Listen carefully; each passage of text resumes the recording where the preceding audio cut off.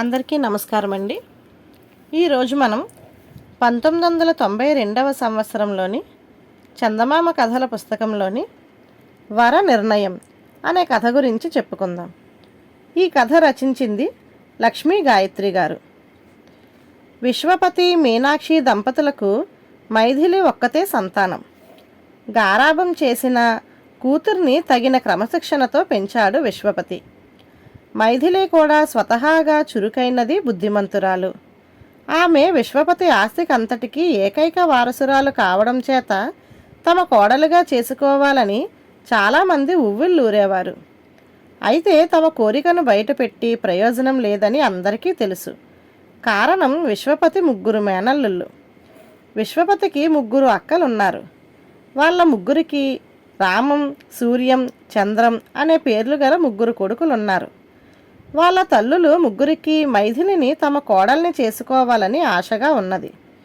విశ్వపతి మేనల్లుళ్ళు ముగ్గురిలో రామం కంటే సూర్యం, చంద్రం ఇద్దరూ ధనవంతులు.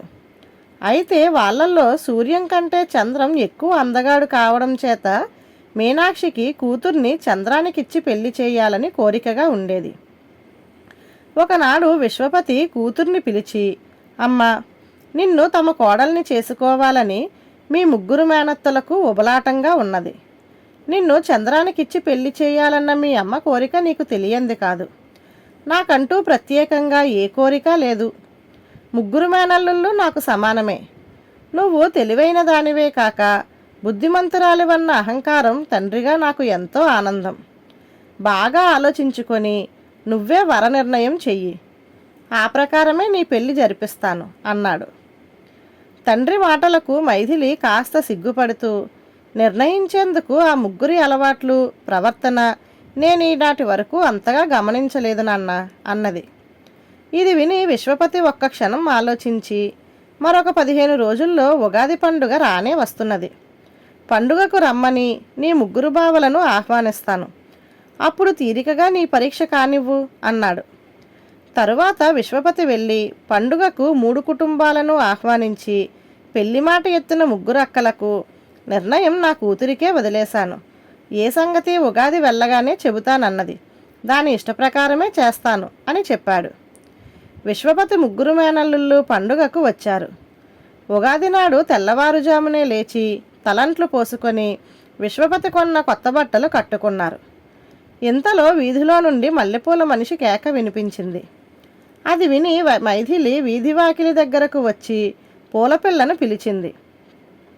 అక్కడే ఉన్న ముగ్గురిలో సూర్యం ఇంటి చుట్టూరా తోటలో అన్ని పూలుండగా మళ్ళీ పూలు కొనడం ఎందుకు అన్నాడు. ఆ ప్రశ్నకు మైథిలి జవాబిచ్చేలోగానే రామం నవ్వి, తోటలో అన్ని రకాల పువ్వులు ఉన్నవి కానీ మల్లెలు లేవు, కొనుక్కొని అంటూ పూలపిల్ల వైపు తిరిగి 2 మూరలు కొలిచి ఇవ్వు అంటూ జేబులో నుంచి డబ్బులు తీశాడు. పూలపిల్ల పూలమాల కొలిచి ఇవ్వబోయింది.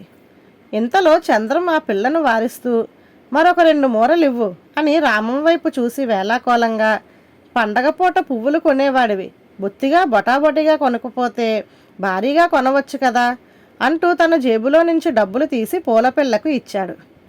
రామం ఆ మాటలకు చిన్నబుచ్చుకోక, ఇంట్లో ఉన్న 2 ఆడవాళ్ల తలలకు 2 మూరల పువ్వులు చాలు, అవసరానికి మించి వృధా చేయడం దేనికి అన్నాడు. తలా కొలిచి పువ్వులు కొంటావన్నమాట, భేష్ అంటూ నవ్వాడు చంద్రం. సూర్యం అతడి నవ్వుకు శృతి కలిపాడు. రామం మౌనంగా ఊరుకున్నాడు. ముగ్గురి సంభాషణ విన్న మైథిలి చిన్నగా నవ్వుకొని మల్లెలు తీసుకొని లోపలికి వెళ్ళిపోయింది. మరికొంతసేపటికి విశ్వపతికి వాడుకగా చీరలమ్ముతున్న మనిషి చీరల మూట పట్టుకొని వచ్చాడు. అతన్ని చూసి ఆశ్చర్యంగా విశ్వపతి, పండుగకు కావలసిన చీరలు తీసుకున్నాం కదా, మళ్ళీ వచ్చావేమిటి అని ప్రశ్నించాడు. కొత్త రకాల చీరలు వచ్చాయి బాబు, అమ్మాయి గారికి బాగుంటాయని తెచ్చాను అన్నాడు చీరలవాడు. విశ్వపతి అతడికి జవాబిచ్చే లోపలే చంద్రం, ఏవి చూపించు అన్నాడు. ఈలోగా వాళ్ళ మాటలు విన్న మైథిలి అక్కడికి వచ్చింది. ఏదో కొత్త రకపు చీరలట, నీకేది నచ్చుతుందో చూసుకో అన్నాడు చంద్రం. ఇప్పుడెందుకు బావా, పండక్కి 2 చీరలు తీసుకున్నాను అన్నది మైథిలి. ఇది పండక్కి నేనిచ్చే కానుక అనుకో అంటూ నవ్వాడు చంద్రం. రామం జోక్యం చేసుకొని, చీరలు కొత్తవి ఉండగా మళ్ళీ కొని డబ్బు వృధా చేయడం దేనికి చంద్రం? ఆ డబ్బు పెట్టి ఇంకేదైనా కొని ఇవ్వరాదా అన్నాడు. ఇంకేదైనా కొనివ్వడం తర్వాత చూస్తాను అంటూ చంద్రం వెంటనే చీరలన్నిటిలోకి ఖరీదైన చీర ఎంపిక చేశాడు. మైథిలి ఆ చీర నచ్చినట్టు తల ఊపగానే చంద్రం రామం వైపు ఒకసారి గర్వంగా చూసి లోపలికి వెళ్ళి డబ్బు తెచ్చి చీరలవాడికిచ్చాడు. ఆ సాయంత్రం రామం, సూర్యం, చంద్రం ముగ్గురూ కలిసి అలా ఊళ్ళోకి వెళ్ళి వచ్చారు. వస్తూనే రామం మైథిలిని సమీపించి తన చేతిలో ఉన్న ఒక పద్య గ్రంథాన్ని ఆమెకిచ్చాడు. మైథిలి ఆశ్చర్యంగా, ఈ పూర్వకవులంటే నాకిష్టమని నీకెలా తెలుసు బావా అని అడిగింది. ఉదయం నువ్వు పక్కింటి అమ్మాయితో మాట్లాడుతూ ఫలాని పూర్వకవి రచనలంటే ఇష్టమని, కానీ ఆయన రచనల్లో ఒకటి ఎంత ప్రయత్నించినా దొరకలేదని అంటూ ఉండగా విన్నాను. బజారులో ఈ పుస్తకం కంటపడగానే నీ మాటలు గుర్తొచ్చి వెంటనే కొని తెచ్చాను. నా కానుకగా తీసుకో అన్నాడు రామం. ఆ రాత్రి భోజనాలయ్యాక ఎందుకో పెరట్లోకి వెళ్ళబోతూ మైథిలి అక్కడ జరుగుతున్న సంభాషణ విని అప్రయత్నంగా ఆగిపోయింది. నీ దగ్గర లేదంటే నమ్మబుద్ధి కావడం లేదు రామం, కాస్త నిష్ఠూరంగా వినిపించింది చంద్రం స్వరం. నిజంగా లేదు చంద్రం. సాయంత్రం నా దగ్గరున్న 200 రూపాయలు ఏదో అవసరానికి కావాలని మామయ్య తీసుకున్నాడు. సూర్యాన్ని అడిగి చూడు అంటున్నాడు రామం. సరేలే, డబ్బుకు వాడి ప్రాణానికి లంకే అన్నాడు చంద్రం విసుగ్గా. వాళ్ళ మాటలు విని అప్పటికి మౌనంగా ఇంట్లోకి వెళ్ళిన మైథిలి కుతూహలం ఆపుకోలేక తండ్రిని రహస్యంగా, రామం బావ దగ్గర డబ్బేమైనా తీసుకున్నావా అని ప్రశ్నించింది. విశ్వపతి ఆశ్చర్యంగా, నీకెలా తెలుసు అన్నాడు. మైథిలి అంతకుముందు పెరట్లో తాను విన్న సంభాషణ గురించి చెప్పింది. విశ్వపతి ఏదో అర్థమైనట్లుగా తల ఊపుతూ, ఓహో అదా సంగతి. నిజానికి నేను రామం దగ్గర 1 రూపాయి కూడా పుచ్చుకోలేదమ్మా. సూర్యంగాని చంద్రంగాని నన్ను రామం దగ్గర డబ్బు తీసుకున్నావా అని అడిగితే, అవును అవసరం కొద్దీ 200 తీసుకున్నాను అని చెప్పమని రామమే నాకు చెప్పాడు. ఇందులో ఏదో గూఢ రహస్యం ఉండి ఉంటుందని సరే అని తల ఊపాను. ఆ తరువాత చంద్రం నన్ను అడిగితే రామం చెప్పమన్నట్టే చెప్పాను. ఇదన్నమాట విషయం అంటూ పెద్దగా నవ్వాడు. మైథిలి తండ్రి చెప్పిన దానికి సంతోషిస్తున్నట్టు ముఖం పెట్టి, నాన్న మీరు ఇప్పుడు రామం బావను నిజంగానే 200 అడగండి అన్నది. విశ్వపతి ఆశ్చర్యంగా, మనకెందుకమ్మా అంటూ ఏదో అనబోయాడు. మైథిలి తండ్రిని వారిస్తూ, అలా కాదు, అడుగు, ఇస్తే తీసుకో అని అక్కడి నుంచి వెళ్ళిపోయింది.